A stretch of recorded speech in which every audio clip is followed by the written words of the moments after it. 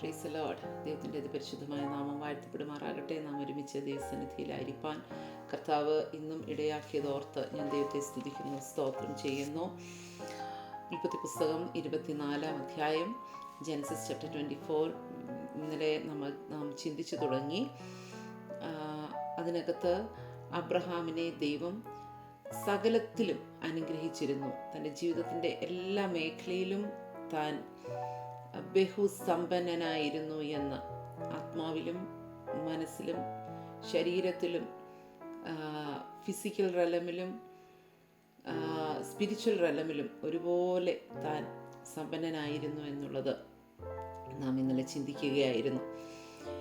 ഈ അധ്യായം നാം പഠിക്കുമ്പോൾ ഈ അധ്യായത്തിനകത്ത് പ്രധാനമായിട്ടും 5 കൂട്ടം ആൾക്കാരെ കാണാൻ കഴിയും. 5 പേരെ കാണാനായിട്ട് കഴിയും. പ്രധാനമായിട്ട് 5 പേരാണ് ഈ അധ്യായത്തിനകത്തുള്ളത്. 1 അബ്രഹാം, 2 ഇസഹാക്ക്, 3 എലിയാസർ. എലിയാസറിൻ്റെ പേരവിടെ എടുത്ത് പറയുന്നില്ല എങ്കിൽ പോലും തൻ്റെ ദാസൻ എന്ന് അവിടെ പറയുമ്പോൾ നമുക്ക് അറിയാം. 15-ാം അധ്യായത്തിൽ ദമശ്ശേക്കുകാരനായ ഈ എലിയാസർ ആയിരിക്കും എൻ്റെ അവകാശി എന്ന് അബ്രഹാം പറയുമ്പോൾ ആ ഭവനത്തിലെ ഏറ്റവും പ്രധാനപ്പെട്ട ദാസനായിരുന്നു എന്നത് ഓൾഡസ്റ്റ് സെർവൻ്റ് അങ്ങനെ ആയിരിക്കാം എന്ന് നമുക്ക് ചിന്തിക്കാം. പിന്നീട് നമുക്ക് കാണുന്ന ഒരു വ്യക്തിയാണ് റിബേക്ക. പിന്നെ കാണുന്ന വ്യക്തികൾ ലാബാൻ, റിബേക്കയുടെ കുടുംബം. ഇത്രയും പേരെയാണ് നമുക്ക് പ്രധാനമായിട്ടും ഈ അധ്യായത്തിൽ കാണാനായിട്ട് കഴിയുന്നത്. ഒത്തിരി ആഴമായ വിശദീകരണത്തിലേക്ക് ഞാൻ പോവുകയല്ല എങ്കിൽ പോലും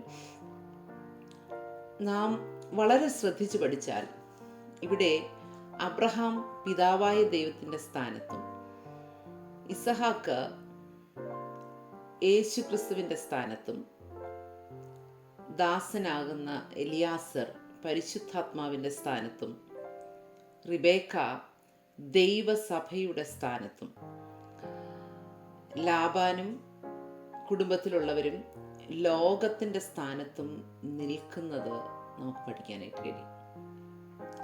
എല്ലാം ഞാൻ ഒന്നൊന്നായി വിശദീകരിക്കുന്നില്ല, കാരണം നമ്മളൊരു ഡീപ്പ് ബൈബിൾ സ്റ്റഡി അല്ല ചെയ്യുന്നത്. എങ്കിലും ഈ ഒരു ചിന്തയോടുകൂടി ഈ അധ്യായം വായിക്കുമെന്നുണ്ടെങ്കിൽ കുറച്ചുകൂടെ വ്യക്തമായിട്ട് നമുക്ക് കാര്യങ്ങൾ മനസ്സിലാകും. ഹല്ലേലൂയ, സ്തോത്രം. നമുക്കറിയാം, old testament is the shadow and new testament is the substance, അല്ലേ?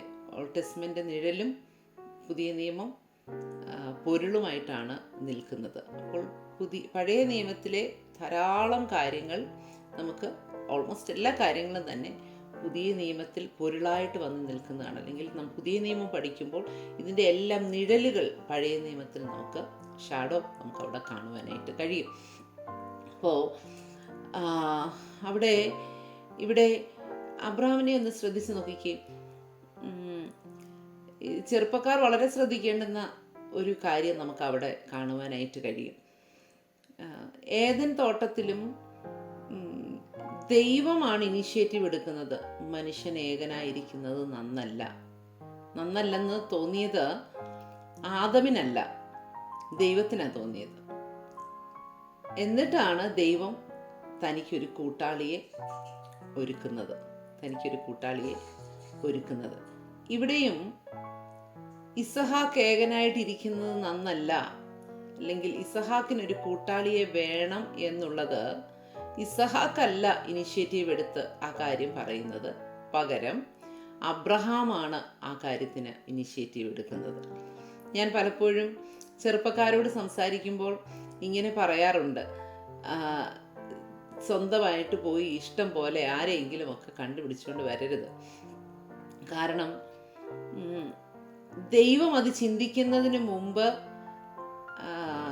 ആദം അത് ചിന്തിച്ച് ആ കാര്യം ചെയ്തിരുന്നു എങ്കിൽ താൻ മിക്കവാറും ഒരു ചിമ്പാൻസി ആയിരിക്കും വിവാഹം കഴിക്കുന്നത്. കാരണം മനുഷ്യനോട് സിമിലറായിട്ടുള്ള ഒരു മൃഗമെന്ന് പറയുന്നത് അതാണല്ലോ. അപ്പം അതുകൊണ്ട് പലപ്പോഴും ഞാൻ ചെറുപ്പക്കാരോട് പറയാറുണ്ട്, ഹവ്വയ്ക്ക് വേണ്ടി കാത്തിരിക്കണം, ചിമ്പാൻസി അതിനു മുമ്പ് പോയി കണ്ടുപിടിച്ച് കൊണ്ടുവരരുത്. ജീവിതം വളരെ ദുസ്സഹമായിരിക്കും. ഇവിടെയും ഇസഹാക്കിന് വേണ്ടി അബ്രഹാം പിതാവ് ഇനിഷ്യേറ്റീവ് എടുക്കുകയാണ്. സ്തോത്രം.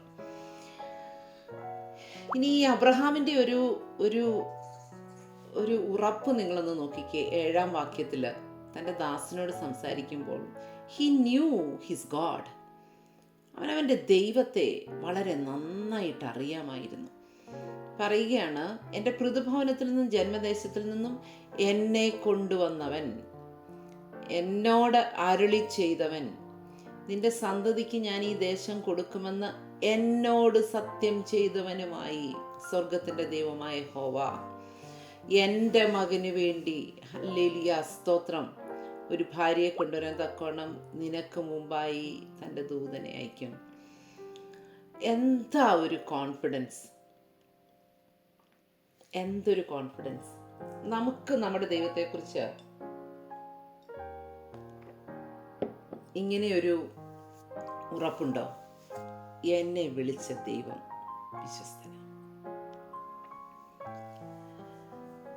എന്നെ എൻ്റെ ആ ടീനേജിൽ വിളിച്ച് വേർതിരിച്ച ദൈവം, എൻ്റെ ഉള്ളിൽ സുവിശേഷത്തിൻ്റെ ദർശനം തന്ന ദൈവം, എനിക്ക് വാഗ്ദത്തങ്ങൾ തന്ന ദൈവം, എൻ്റെ സന്തതിക്ക് ഇത് കൊടുക്കാമെന്ന് പറഞ്ഞ ദൈവം, എന്നെ ഈ ശുശ്രൂഷയെ ഏൽപ്പിച്ച ദൈവം, എന്നെ ഈ കുടുംബജീവിതത്തിലേക്ക് കൊണ്ടുവന്ന ദൈവം. പലപ്പോഴും നമ്മൾ പറയാറില്ലേ, ദൈവമേ, പ്രാർത്ഥിച്ച് വളരെ വ്യക്തമായി എടുത്ത തീരുമാനമായിരുന്നു ഈ കുടുംബജീവിതം, പക്ഷെ എന്നിട്ട് എന്തേ ഇതിങ്ങനെ സംഭവിച്ചു? അപ്പോൾ ഓർക്കുക, നമ്മെ വിളിച്ച് തിരഞ്ഞെടുത്ത് വിളിച്ച് വേർതിരിച്ച ദൈവത്തെ ഒരിക്കലും അവിശ്വസിക്കണ്ട.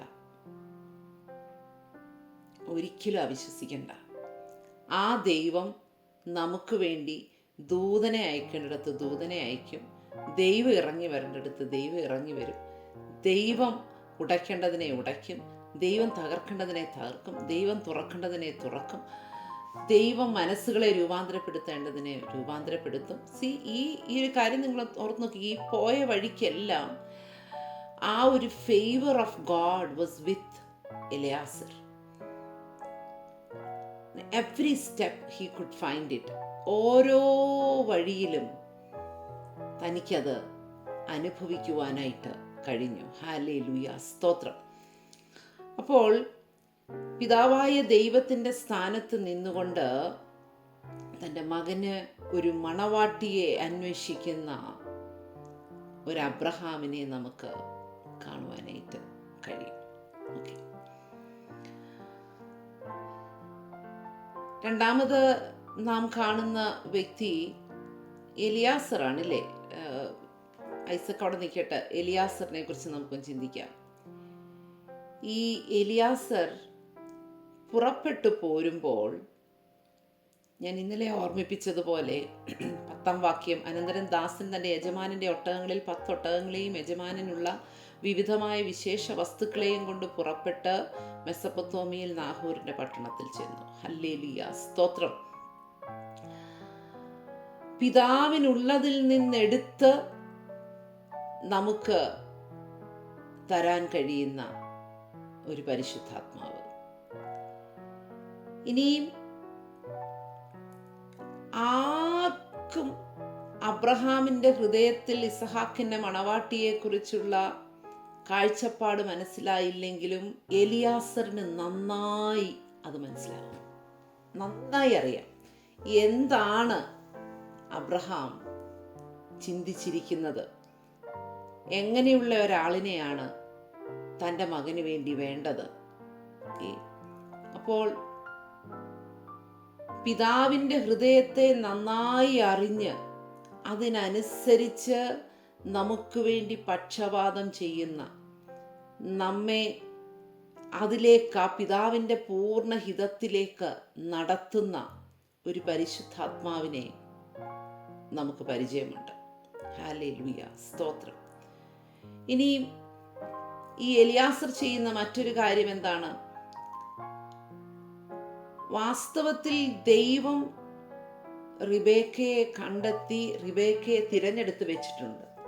എന്നാൽ അവളെ കണ്ടെത്തുക എന്നുള്ള ഒരു കാര്യമാണ് പരിശുദ്ധാത്മാവ് ചെയ്യുന്നത്. ഈ എലിയാസർ അവിടെ ചെയ്യുന്ന ഒരു കാര്യം, റിബേക്കയെ കണ്ടെത്തി അതിനുശേഷം ഈ ഒട്ടകപ്പുറത്തൊക്കെ ഇങ്ങോട്ട് വരുമ്പോൾ നിങ്ങൾ ഓർത്ത് നോക്കണം, ഇസ്ഹാക്കിനെ കണ്ട മാത്രയിൽ അവൾ മൂടുപടം എടുത്തിട്ട് ഇറങ്ങി അങ്ങ് ഇസ്ഹാക്കിനോട് ചേരുകയാണ്. അപ്പോൾ ഈ യാത്രയിൽ ഇങ്ങോട്ട് വരുന്ന സമയത്ത് എൻ്റെ ഒരു ചിന്തയാണ്, ഇങ്ങോട്ട് വരുന്ന സമയത്ത് ഈ എലിയാസർ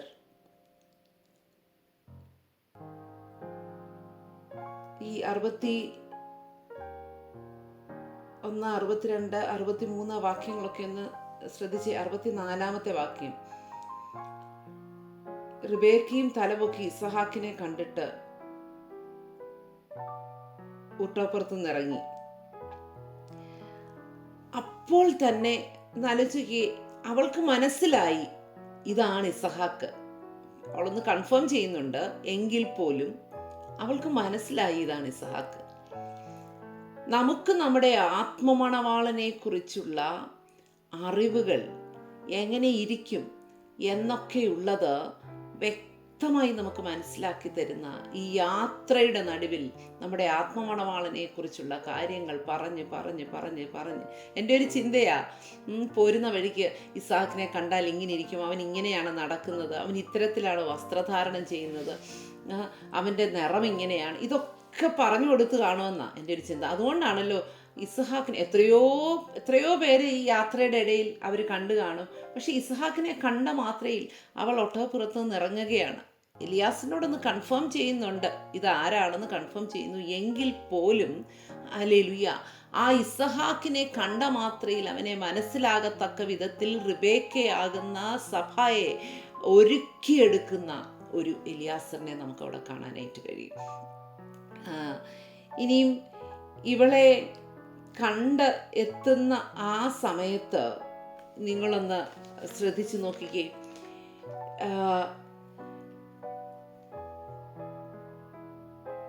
പെട്ടെന്ന് ഇവൾ ഈ എലിയാസർ പ്രാർത്ഥിച്ച പ്രാർത്ഥനയ്ക്കൊത്ത് റിബേക്ക ചെയ്യുകയാണ്.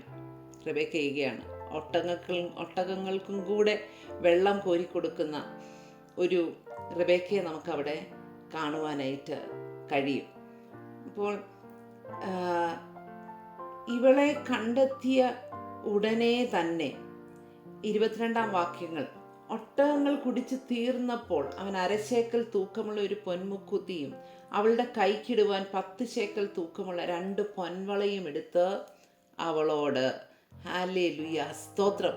അപ്പോൾ ഇവളെ അണിയിക്കുകയാണ്. പരിശുദ്ധാത്മാവ് ഇന്നും ചെയ്തുകൊണ്ടിരിക്കുന്ന ഒരു ജോലി എന്താണെന്നറിയാമോ? മണവാട്ടി സഭയെ അണിയിച്ചൊരുക്കുകയാണ്. പരിശുദ്ധാത്മാവ് നമുക്ക് തരുന്ന കൃപകൾ, കൃപാവരങ്ങൾ, ഹല്ലേലൂയ, സ്തോത്രം, ഒക്കെ നമ്മെ ആത്മമണവാളന് വേണ്ടി അണിയിച്ചൊരുക്കുന്ന ഒരു കാര്യമായിട്ട് നമുക്ക് കാണുവാനായിട്ട് കഴിയും. മുഖത്തോട്ട് നോക്കിയാൽ തന്നെ ഷീ ബിലോങ്സ് ടു സംബഡി എന്ന് മനസ്സിലാവും. മൂക്കുത്തി കാണുമ്പം, കയ്യിലെ പ്രവൃത്തി കാണുമ്പോൾ തന്നെ അബ്രഹാമിൻ്റെ ഭവനത്തിലേക്കുള്ള ഒരാളാണ് ഇവളെന്ന് മനസ്സിലാകും. ഹല്ലേലൂയ, സ്തോത്രം. മറ്റൊന്ന്, പരിശുദ്ധാത്മാവ് ഈ യാത്രയുടെ നടുവിൽ, ഇതും എൻ്റെ ഒരു ചിന്തയാകട്ടോ, യാത്രയുടെ നടുവിൽ ഇങ്ങനെ ഇസ്ഹാക്കിൻ്റെ ഇഷ്ടങ്ങൾ, അനിഷ്ടങ്ങൾ, ഇസ്ഹാക്കിൻ്റെ സ്വഭാവ രീതികൾ, എന്തൊക്കെ കൊണ്ട് ഇസ്ഹാക്കിനെ പ്രസാദിപ്പിക്കാൻ പറ്റും, ഈ കാര്യങ്ങളെല്ലാം എലിയാസർ റിബേക്കയോട് പറഞ്ഞു കൊടുത്തിട്ടുണ്ടെന്നാണ് ഞാൻ ചിന്തിക്കുന്നത്. കാരണം ഈ ഒരു വീട്ടിൽ നിന്ന് പുറപ്പെട്ടു വന്ന് പിന്നെ ഇവരങ്ങ് ജീവിക്കുകയാണ്. യാതൊരു ഒരു പ്രയാസങ്ങളും അവർ തമ്മിൽ ഉണ്ടാകുന്നതായിട്ട് നമുക്ക് കാണുന്നില്ല. ഹല്ലേലൂയ, സ്തോത്രം. That was A beautiful union, അല്ലേ? വളരെ മനോഹരമായിട്ട് അവർ തമ്മിൽ അങ്ങ് യോജിക്കുകയാണ്. നമ്മെയും പരിശുദ്ധാത്മാവ് ചെയ്തുകൊണ്ടിരിക്കുന്ന ഇതാണ്, ക്രിസ്തുവിനെ കുറിച്ചുള്ള കാര്യങ്ങൾ പറഞ്ഞു തന്ന് മനസ്സിലാക്കി തന്ന് ആ യൂണിയന് വേണ്ടി നമ്മെ ഒരുക്കുകയാണ്. ഓക്കെ, റിബേക്കയുടെ ഹൃദയത്തിനകത്ത് മുഴുവൻ ഇസഹാക്കാണ്. പക്ഷേ ഫിസിക്കലി അവൾ ഇപ്പൊ ട്രാവൽ ചെയ്യുന്നത് എലിയാസറിന്റെ കൂടെ. നമ്മുടെ ഹൃദയത്തിനകത്ത് മുഴുവൻ ക്രിസ്തുവാകുന്ന ആ ഇസഹാക്കിനെ കാണണം, ആ ക്രിസ്തുവിനെ കാണണം എന്നുള്ള ആഗ്രഹത്തോടു കൂടിയാണ് നാം യാത്ര ചെയ്യുന്നത്. പക്ഷേ ഇപ്പോൾ നമ്മോടുകൂടെ യാത്ര ചെയ്തുകൊണ്ടിരിക്കുന്നത് പരിശുദ്ധാത്മാവാണ്. ഹല്ലേലൂയ, സ്തോത്രം. നാം ക്രിസ്തുവിനെ മുഖാമുഖമായി കാണുന്നതുവരെ ഈ പരിശുദ്ധാത്മാവ് നമ്മളെ, ഹല്ലേലൂയ, ഈ യാത്രയിൽ, ഈ മരുഭൂമി യാത്രയിൽ നമ്മെ സഹായിച്ചു കൊണ്ടേയിരിക്കും. ഹല്ലേലൂയ, സ്തോത്രം. ഈ എലിയാസിനെ ശ്രദ്ധിച്ച് 21 വാക്യം, ആ പുരുഷൻ അവളെ ഉറ്റുനോക്കി, യഹോവ തൻ്റെ യാത്രയെ സഫലമാക്കിയോ ഇല്ലയോ എന്നറിയേണ്ടതിന് മിണ്ടാതിരുന്നു. ഇതൊരു നല്ല, നമുക്ക് സ്വീകരിക്കാൻ പറ്റുന്ന ഒരു നല്ല മാതൃകയാണ് കേട്ടോ, ഒരു നല്ല മാതൃകയാണ്. കാരണം നമ്മൾ പലപ്പോഴും പ്രാർത്ഥിക്കും, ദൈവഹിതത്തിന് വേണ്ടിയൊക്കെ പ്രാർത്ഥിക്കും, എല്ലാം ചെയ്യും. ഏതാണ്ട് അതിൻ്റെ ഒരു ലക്ഷണം കാണുമ്പോഴത്തേക്കിന് നമ്മൾ എടുത്ത് ചാടി ആകെ അങ്ങ്. പക്ഷെ ഇവിടെ അങ്ങനെയല്ല. ഈ എലിയാസർ പ്രാർത്ഥിച്ച് തീർന്ന ഉടനെ 15 വാക്യം ശ്രദ്ധിച്ച, അവൻ പറഞ്ഞു തീരും മുമ്പേ റിബേക്ക വരികയാണ്. ഹല്ലേലൂയ, സ്തോത്രം.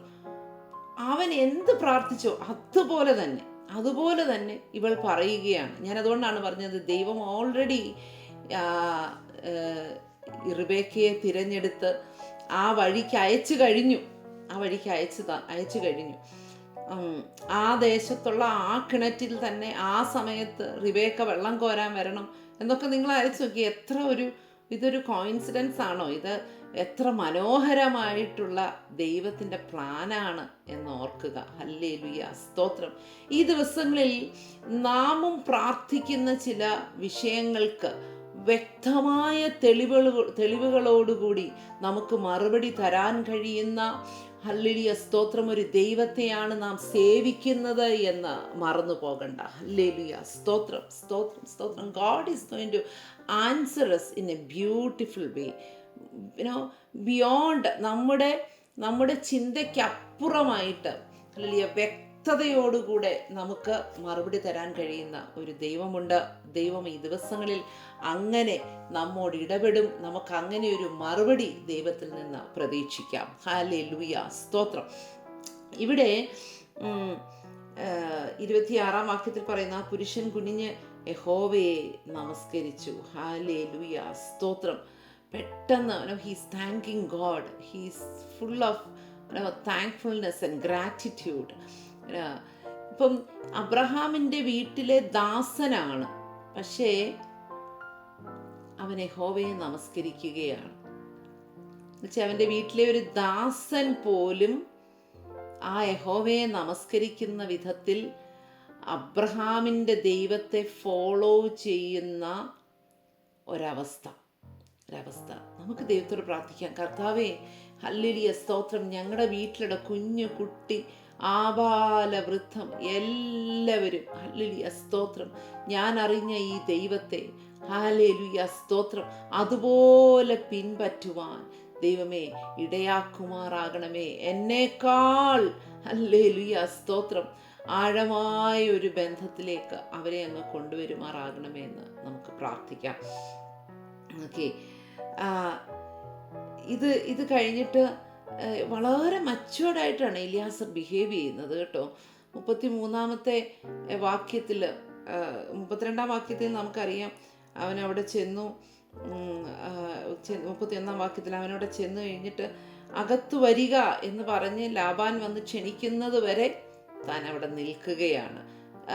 താൻ ഇടിച്ചൊന്നും കയറുന്നില്ല, കാരണം തനിക്ക് വളരെ വ്യക്തമായിട്ട് മനസ്സിലായി ഷീസ് ദ വൺ. ദൈവം ഒരുക്കിയിരിക്കുന്ന എൻ്റെ അബ്രഹാമിൻ്റെ സന്തതി ഇസഹാക്കിന് വേണ്ടി ഒരുക്കിയിരിക്കുന്ന മണവാട്ടി ഇത് തന്നെയാണെന്ന് എലിയാസിന് നല്ല 100% ബോധ്യമുണ്ട്. പക്ഷെ എന്നിട്ടും Holy Spirit is a very gentle person. ഒരിടത്തും വന്ന് അങ്ങനെ ഇടിച്ച് കയറി ഈവിൾ സ്പിരിറ്റാണ് നമ്മളെ പൊസസ് ചെയ്ത് നമ്മളെ കൊണ്ട് നിർബന്ധപൂർവ്വം കാര്യങ്ങൾ ചെയ്യിപ്പിക്കുന്നത്. പക്ഷെ പരിശുദ്ധാത്മാവ് അങ്ങനെയല്ല, വളരെ ജെന്റിലായിട്ട് അവിടെ വന്ന് വീട്ടിന് പുറത്ത് നിൽക്കുകയാണ്. ലാബാൻ വന്ന് വിളിച്ച് അകത്ത് കയറ്റുന്നത് വരെ അവിടെ നിൽക്കുകയാണ്. അതുപോലെ ഭക്ഷണം കൊടുത്തു, വെള്ളം വെച്ചു, എല്ലാം കഴിഞ്ഞിട്ടും ഇദ്ദേഹം ചാടിക്കറി ഭക്ഷിക്കുകയല്ല. 33-ാം വാക്യത്തിൽ ഞാൻ വന്ന കാര്യം അറിയിക്കും മുമ്പേ ഭക്ഷണം കഴിക്കുകയില്ല എന്ന് അവൻ പറഞ്ഞു. ഹല്ലേലൂയ, സ്തോത്രം. ഈ പരിശുദ്ധാത്മാവിൻ്റെ ഒരു പ്രത്യേകത എന്താണെന്നറിയാമോ? പരിശുദ്ധാത്മാവ് നമ്മളെ അവിടെയോട്ടും ഇവിടോട്ടും എല്ലാം അങ്ങ് ഡിസ്ട്രാക്റ്റ് ചെയ്യത്തില്ല. Okay, he will make us to focus. അപ്പം ഇദ്ദേഹത്തിൻ്റെ ഫോക്കസ് ഈ കാര്യം, റിബേക്കയെ ദൈവം എൻ്റെ യജമാനനായ അബ്രഹാമിൻ്റെ സന്തതിക്ക് വേണ്ടി തിരഞ്ഞെടുത്തിരിക്കുന്നു എന്നുള്ള കാര്യം ഇവരെ അറിയിക്കുക, അവരുടെ ഭാഗത്തുനിന്ന് ആ ഒരു പോസിറ്റീവ് റിപ്ലൈ കിട്ടുക എന്നുള്ളതാണ് എലിയാസറിൻ്റെ ഫോക്കസ്. അല്ലാതെ ഇത്രയും ദൂരം ഞാൻ കഴിഞ്ഞ് വന്നതല്ലേ, ഞാൻ ഇത്രയും യാത്ര ചെയ്തതല്ലേ, ഞാനെന്ന് ഇനി ഭക്ഷിച്ച് പാനം ചെയ്ത് കിടന്ന് ഉറങ്ങട്ടെ, എന്താണേലും ഇത് ദൈവഹിതമാണെന്ന് മനസ്സിലായല്ലോ, നാളെ രാവിലെ പറയാം. നോ. ഇപ്പോൾ വൈകുന്നേരം കഴിഞ്ഞു, രാത്രിയായി എന്ന് നിങ്ങൾ ഓർക്കണം. പക്ഷെ എന്നിട്ടും അതിലേക്ക് തന്നെ ഫോക്കസ്ഡ് ആയിട്ടിരിക്കുന്ന ഒരു എലിയാസിനെ നമുക്ക് കാണാനായിട്ട്. നമ്മോട് കൂടെ നമ്മുടെ ഉള്ളിൽ വാസം ചെയ്യുന്ന ഈ പരിശുദ്ധാത്മാവ് നമ്മളെ ഇത്തരം കാര്യങ്ങളിലേക്ക് ഫോക്കസ് ചെയ്യിപ്പിക്കുമ്പോൾ, ഹല്ലേലൂയ, സ്തോത്രം, ഈ സ്വഭാവങ്ങൾ നമുക്ക് മാതൃകയാക്കാം. ഹല്ലേലൂയ, സ്തോത്രം. പരിശുദ്ധാത്മാവിൻ്റെ ഫലമായി നമ്മൾ പറയുന്ന, ഹല്ലേലൂയ, സ്തോത്രം, സ്നേഹം, സന്തോഷവും സമാധാനവും, അതിൻ്റെ ആ ലിസ്റ്റ് നമ്മൾ പറഞ്ഞു വരുമ്പോൾ അതിനകത്ത് പറയുന്ന ഒരു കാര്യമാണ് ഇന്ദ്രിയ ജയം, സെൽഫ് കൺട്രോൾ. ഹല്ലേലൂയ, സ്തോത്രം. ഇവിടെ എലിയാസർ ആ സെൽഫ് കൺട്രോൾ എക്സസൈസ് ചെയ്യുന്നത് നമുക്ക് കാണാൻ കഴിയും. എല്ലാ വിധത്തിലും എല്ലാ മേഖലയിലും ആ സെൽഫ് കൺട്രോള് എക്സസൈസ് ചെയ്യുന്നു. ഹല്ലേലൂയ, സ്തോത്രം. ആ ഒരു ഫലമാണ് പരിശുദ്ധാത്മാവ് നമ്മുടെ ഉള്ളിൽ വസിക്കുമ്പോൾ നമ്മളിലൂടെയും പുറത്തു വരേണ്ടത് എന്ന് ഓർക്കുക. ഹല്ലേലൂയ, സ്തോത്രം. ഇനിയും നാം റിബേക്കയെ ശ്രദ്ധിക്കുകയാണെങ്കിൽ, റിബേക്ക സഭയുടെ സ്ഥാനത്ത് നിൽക്കുന്ന ഒരു വ്യക്തിയാണ് എന്ന് നാം ചിന്തിക്കുകയുണ്ടായി. അപ്പോൾ റിബേക്കയെ ശ്രദ്ധിച്ച് നോക്കിക്കേ, ഒരു കൊച്ചു പെണ്ണാണ്. അവളെക്കുറിച്ച് അവിടെ പറഞ്ഞിരിക്കുന്നത് ബാല എന്നാണ്, അല്ലേ? 16-ാമത്തെ വാക്യത്തിൽ ബാല അതിസുന്ദരിയും പുരുഷൻ തരാത്ത കന്യകയും ആയിരുന്നു. Most probably she must be in her teenage.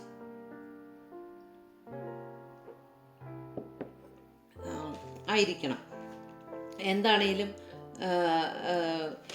നിങ്ങളൊന്ന് ഓർത്തു നോക്കിക്കേ, ഒരു മനുഷ്യന് വെള്ളം കോരി കൊടുക്കാം, ഒരൊട്ടകമല്ല 10 ഒട്ടകത്തിന് വെള്ളം കോരുക എന്ന് പറയുന്നത് ചില്ലറ കാര്യമല്ല. കാരണം ആ കാലഘട്ടത്തിൽ ഇങ്ങനെ തൊട്ടിയിട്ട് കോരുന്ന കിണറല്ല, ഇറങ്ങി കോരി കയറി കൊണ്ടുവരണം. അപ്പോൾ അവൾ എത്ര വെട്ടം ഇറങ്ങി കോരി കൊണ്ടുവന്ന് കാണും. അത് ചെയ്യാൻ യാതൊരു മടിയുമില്ല, അത്രയും എഫേർട്ട് എടുക്കാൻ ഇവൾക്ക് യാതൊരു മടിയുമില്ല. She is enthusiastically doing it. സന്തോഷത്തോടെയാണ് അവൾ ആ വേല ചെയ്യുന്നത്, സന്തോഷത്തോടെ ചെയ്യുന്നു.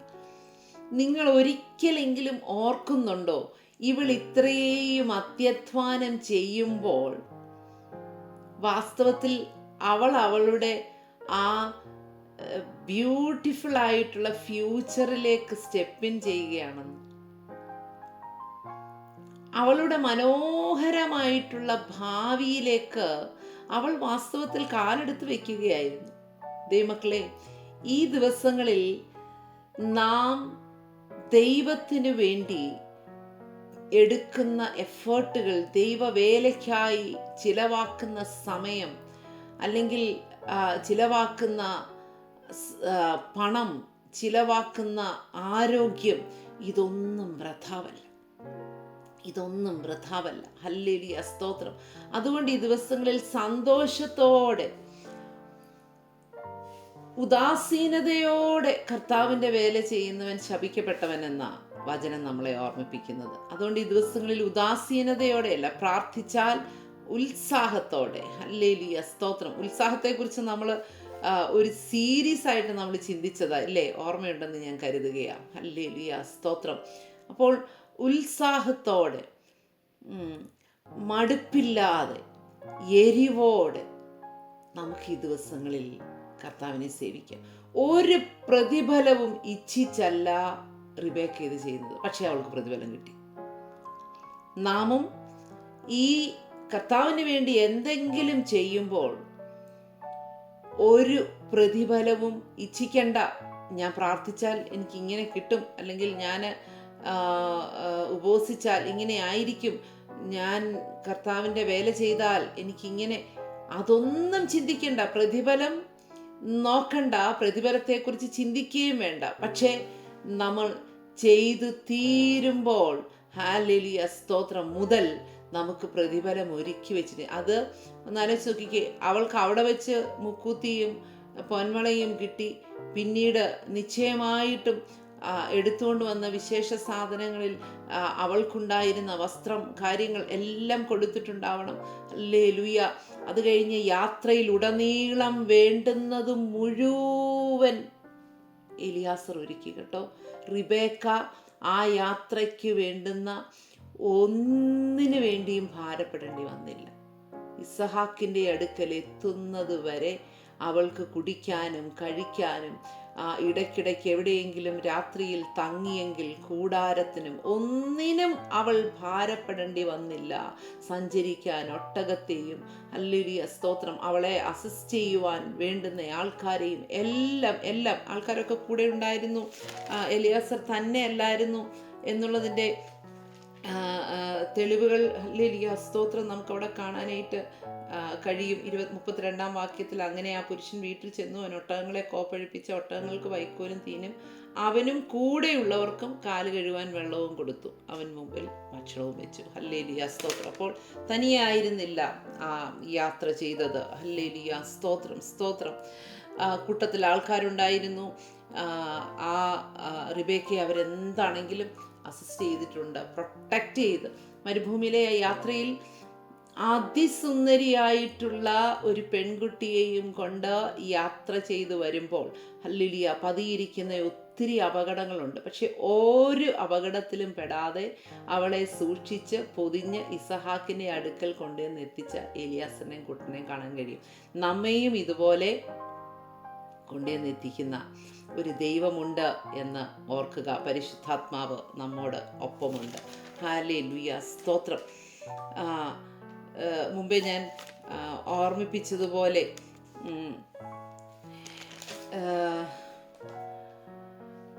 ഈ യാത്രയുടെ നടുവിൽ നമുക്ക് കൃപാവരങ്ങൾ വേണ്ടുന്നതെല്ലാം തന്ന് നമ്മെ കുറെ കൂടെ ആ ഒരു സൗന്ദര്യമുള്ളവരാക്കി ഈ പരിശുദ്ധാത്മാവ് നമ്മളെ നടത്തും. ഹല്ലേലൂയ, സ്തോത്രം. ഈ മൂടുപടം എടുത്തിട്ട് തന്നെ മൂടി പിന്നീട് അങ്ങ് ആ ക്രിസ്തുവുമായിട്ട്, അല്ലെങ്കിൽ ആ ഇസഹാക്കുമായിട്ട് അങ്ങ് യോജിക്കുന്ന 67-ാമത്തെ വാക്യത്തിൽ നമുക്ക് അത് കാണാൻ, അവൾ അവന് ഭാര്യയായി തീർന്നു. ഹല്ലേലൂയ, സ്തോത്രം. ആലോചിച്ച് നോക്കിക്കേ, അപ്പോഴാണ് അവൾ ഭാര്യയായി തീരുന്നത്. അതുവരെ ഷീസ് എൻഗേജ്ഡ്. ഓക്കെ, എലിയാസർ ആ എൻഗേജ്ഡ് ആയിട്ടുള്ള ആ വ്യക്തിയെയും കൊണ്ടാണ് വരുന്നത്, ഇവിടേക്ക് വരുന്നത്, ഭാര്യയായി മാറുന്ന ഒരു അനുഭവം ഉണ്ടാകുകയാണ്. ഓക്കെ, നിങ്ങൾ കുറച്ചുകൂടെ ഡീപ്പായിട്ട് ഈ കാര്യങ്ങൾ ചിന്തിക്കുമെന്ന് ഞാൻ കരുതുക. ഞാനൊരു സ്കെലിറ്റൻ പറഞ്ഞങ്ങ് പോകുന്നു എന്നുള്ളതേ ഉള്ളൂ. ഈ 16-ാം വാക്യത്തിൽ ബാല അതിസുന്ദരി എന്ന് പറഞ്ഞിരിക്കുമ്പോൾ ഈ വേദപുസ്തകത്തിനകത്ത് സൗന്ദര്യമുള്ള സ്ത്രീകളായിട്ട് പറഞ്ഞിരിക്കുന്ന കുറേ പേരുണ്ട് കേട്ടോ. ജെനസിസ് 12:11-14 വായിക്കുമ്പോൾ സാറയെക്കുറിച്ച് പറഞ്ഞിരിക്കുന്നു. ജെനസിസ് 29:17 റാഹേലിനെ കുറിച്ച് പറഞ്ഞിരിക്കുന്നു. ഫസ്റ്റ് സാമുവേൽ 25:3 അബീഗയിലിനെ കുറിച്ച് പറഞ്ഞിരിക്കുന്നു. സെക്കൻഡ് സാമുവേൽ 11:2 ബത്ശേബയെ കുറിച്ച് പറഞ്ഞിരിക്കുന്നു. സെക്കൻഡ് സാമുവേൽ 14:27 താമാറിനെ കുറിച്ച് പറഞ്ഞിരിക്കുന്നു. എസ്തറിൻ്റെ പുസ്തകം 1:11 ക്യൂൻ വസ്തിയെ കുറിച്ച് പറഞ്ഞിരിക്കുന്നു. 2:7 എസ്തറിനെ കുറിച്ച് തന്നെ പറഞ്ഞിരിക്കുന്നു. ഇയ്യോബിൻ്റെ പുസ്തകം 42:15 ഹല്ലേലൂയ സ്തോത്രം ഇയ്യോബിൻ്റെ പെൺമക്കളെ കുറിച്ച് പറഞ്ഞിരിക്കുന്നു. അപ്പോൾ ഇതുമൊക്കെ കുറച്ചുകൂടെ നമുക്കിവരെ ഓരോരുത്തരെയും കുറിച്ചും അവരുടെ മനോഹാരിതയും അത്രയും മനോഹരമായിരുന്നപ്പോൾ അവരുടെ ജീവിതത്തിൽ നിന്ന് ആര് പുറത്തു വന്നു എന്നൊക്കെ ഉള്ളതും നമുക്ക് ചിന്തിക്കാൻ പറ്റുന്നതാണ്. പക്ഷേ ഞാൻ ആ ഭാഗം നിങ്ങളുടെ ചിന്തയ്ക്കായിട്ടും ധ്യാനത്തിനായിട്ടും ഞാൻ വിടുകയാണ്. ഹല്ലേലൂയ സ്തോത്രം. വാഗ്ദത്ത സന്തതിയെ പുറത്തു കൊണ്ടുവന്ന സാറയെയും ഹല്ലേലൂയ സ്തോത്രം ഗോത്രപിതാവായ യാക്കോബിനെ സംരക്ഷിച്ച് അവനെ മരണത്തിന് ഏൽപ്പിച്ചു കൊടുക്കാതെ തക്ക സമയത്ത് ലാബാൻ്റെ വീട്ടിലേക്ക്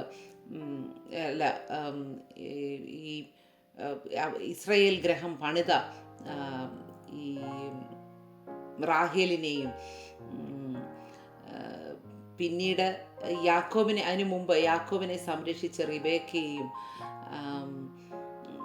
ദാവീദിനോട് ഒരു രാജാവിനോട് ദൂത് പറഞ്ഞ അബീഗയിൽ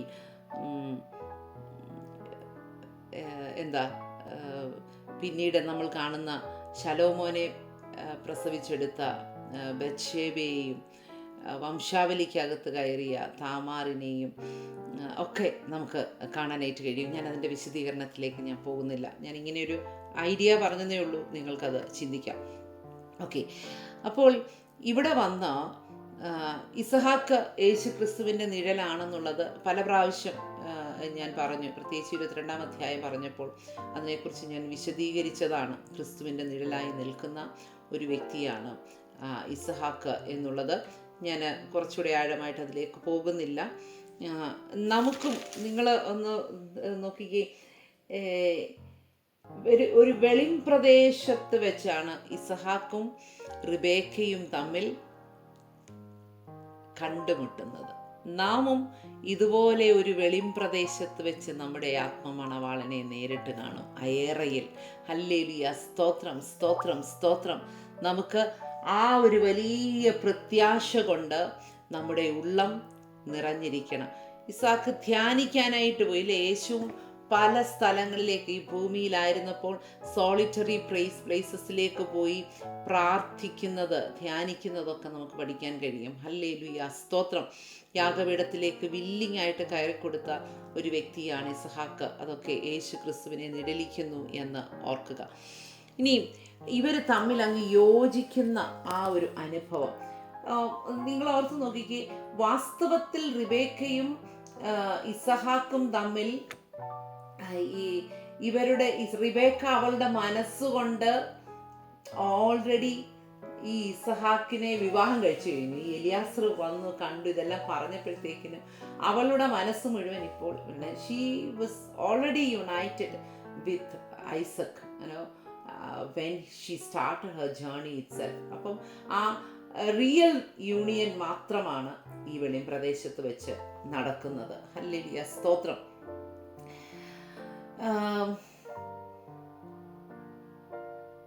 ഓക്കെ, നാം എങ്ങനെയാണ് ക്രിസ്തുവിനോട് അങ്ങനെ ഒരു union, how are we getting united with Christ? ക്രിസ്തുവുമായിട്ട് അങ്ങനെ ഒരു യൂണിയൻ എങ്ങനെയാണ് വരുന്നതെന്നുള്ളത് നമുക്ക് പഠിക്കാൻ കഴിയുന്ന ഒരു കാര്യമുണ്ട്. പെട്ടെന്ന് ഞാൻ വായിച്ചു വിടാം, റെഫറൻസ് നിങ്ങൾ എഴുതിയെടുത്താൽ മതി.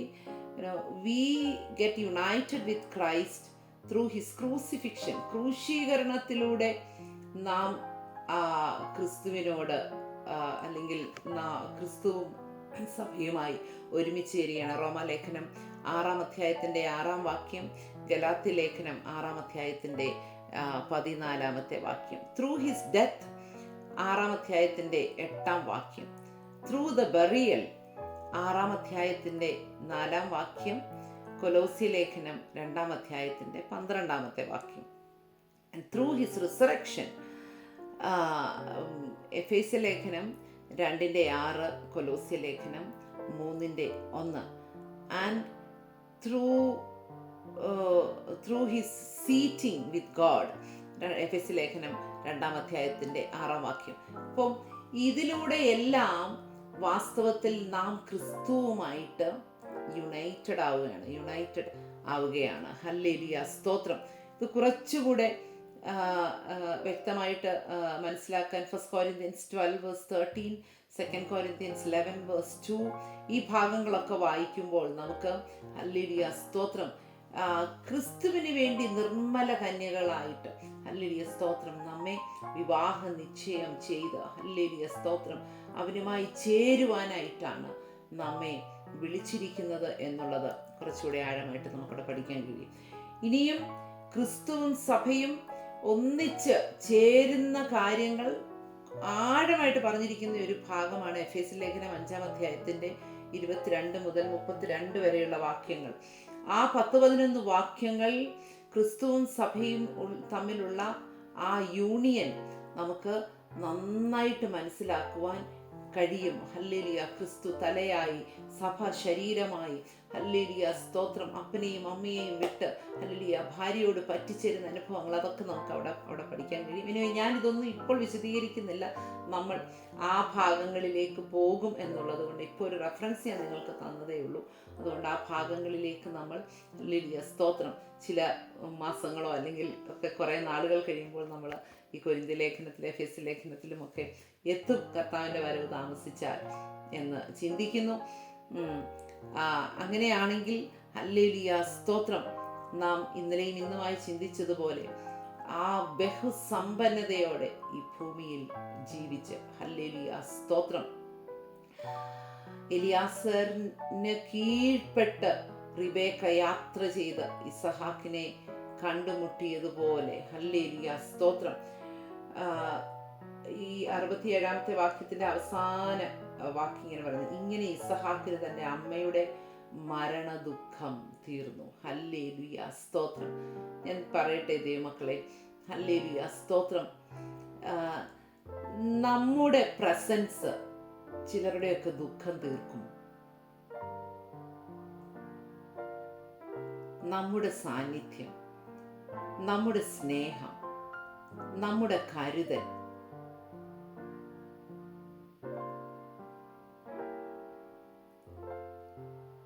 റിബേക്കയുടെ ആ പ്രസൻസ് ആണല്ലോ, അല്ലെങ്കിൽ റിബേക്കയുടെ ആ സ്വഭാവം, റിബേക്കയുടെ രീതികളാണല്ലോ ഇസഹാക്കിന്റെ ദുഃഖം തീർത്തത്. ഹല്ലേലൂയ, സ്തോത്രം.